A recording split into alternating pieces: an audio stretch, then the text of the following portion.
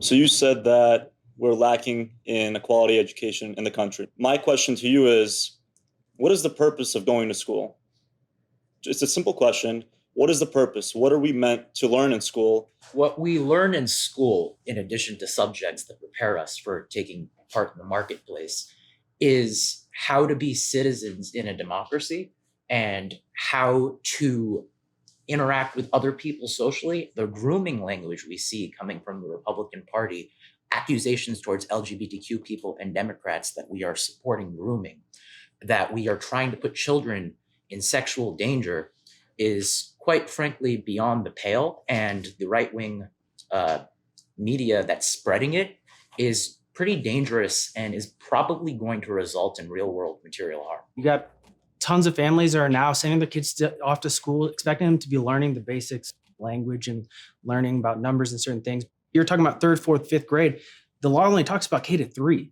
We're talking about tiny, like young kids that shouldn't be even having to think about these things. If they are to come to these thoughts, let them come to fruition naturally. I can tell you in section 3 on line 67, the word specifically that is used in the bill is prohibited. How can you tell me that the word prohibited is not censorship? Can I ask two questions? Just by show of hands, who has read this Florida bill? 2, 3, 4, 5, 6, 7 of you. So there are about 50 students in this room right now. I haven't read it, so I'm not trying to shame anybody for not having read it because I haven't read the bill. Who should decide what it is that should be taught? Who should make up that lesson plan?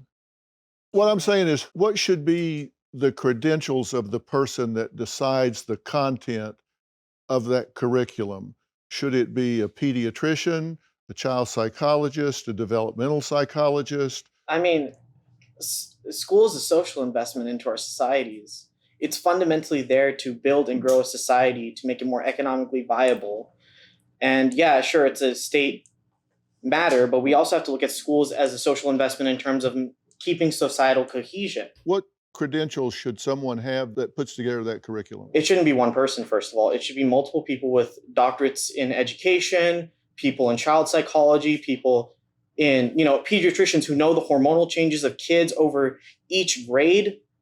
Kids are such a sensitive and such a temperamental project, and we have to be willing to look at them age to age. We can't, use a business market or like any format that doesn't look at them as individuals who are going through severe changes. Who agrees that it should be a multidisciplinary task force that, okay, see, you've got some agreement on both sides of that commonsensically it should be a multidisciplinary group that comes together and takes into account age appropriateness, psychological readiness, physicality, hormonal maturation, things of that nature. But what you just did is something that rarely happens in these debates. You gave a rationed, specific answer. You brought people together with that answer. Yes, two thumbs up. Good for you for what you did. And I want to compliment you guys because several of you asked them questions. How often does that happen in a debate? Where you actually seek to learn something from the other side? So why is it that you don't want to have these students canceled? And yet you cancel. You're saying to them, let this education happen. Let people decide. But you don't allow people to come onto campus that have points of view that are different than yours. I mean, we had 2 debates recently in which the Trojan Democrats and USC GOP had debaters face each other. I was in both of them. We're very much open to the marketplace of ideas, and we invite people to speak with us. Do you guys feel like your campus is open? Do you feel you're going, no? I mean, not necessarily. Like when it comes to, being a Republican and talking about it on campus, it's not very, I can't even wear my GOP shirt on campus without people coming up to me, kind of yelling at me and bringing up certain political topics and then trying to have a debate with me. I mean, I'm just kind of thinking back to the second debate when we were just trying to have a debate and then the mic just kept getting grabbed from our party. Did that happen? I openly invited him to speak on economic policy, whether fiscal or monetary, multiple times, and he didn't stick to the subject once, and I kept trying to get him to give me one policy hint. But you grabbed the mic, right? I grabbed the mic from him after he went off topic again for the third or fourth time. So, so your solution to that was just taking the mic from him and shouting over him? What's the environment for Republicans on college campuses? I'm asking you. I would say it's not as welcoming. Most of the time, I refrain from having political conversations, generally because the topics tend to get overblown or overheated. What does it feel like to be a Republican on campus? Frightening. Frightening. Frightening. Why? I related a lot to, I'm a member of the Christian club on campus, one of the Christian clubs. And so just because of it's very polarized, there are many people who, if you announce to others that you are a Christian, that you believe in Christ and you have a faith centered around such an individual, that you are in a way looked down upon, because again, something that liberals or Democrats generally will argue about is that you are against people who identify as homosexual or non-heterosexual. Overall, you carry this cloak that really makes you stand out among others, and it feels like you're targeted. But what's your reaction to that? I just want to disagree with this sentiment that politically diverse ideas are not welcomed on college campuses. I think we as Americans are as divided as we are at college campuses. It's translating from our national politicians and the media. We are just a byproduct of what our politicians and our media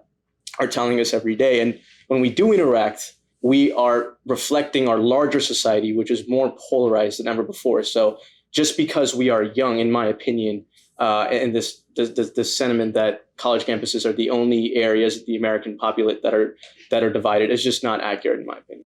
Going back to you saying that you were terrified to be a Republican on campus, I have firsthand experienced some of the biggest atrocities is basically the word I would use to describe, coming from the USC GOP, calling women who've had abortions murderous whores. Oh, it goes on. Commenting on women's appearances, comparing their personalities to, she looks this way, so this is of course her personality. But when it's going on in a group chat messaging with the entire club, and the president is seeing this and commenting things when no one is calling anybody out, when comments are being liked, it's the entire club. So for you to say that you're terrified to be on campus as a Republican, I'm terrified to be on campus with individuals who think this way. We have a group chat that is, for a lot of people in our group, I would feel the most comfortable talking about anything is in this chat, because we can't just blatantly go walking around campus talking about the things we said. It is polarizing if I was to put my opinion out there. I'm not condoning what he said about you. It's absolutely inappropriate. But to go ahead and use that as a generalization and say that, guess what? He can say that, and we also can give him backlash on it. We have. But what else do you expect us to do other than you generalizing us into that group? I think the issue here more is the animosity from both sides. I've experienced it myself from your members last year, one of them, and this isn't in a group chat, he made fun of me, called me Kamala because I am outspoken.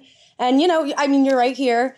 That happened. And at the end of the day, it's not, where's the screenshot? Who cares about that? That's not what we're here for. We're here to build bridges and understand each other. And that's really hard to do when there are names being called and there's just, looks and certain things where we can't build bridges that way.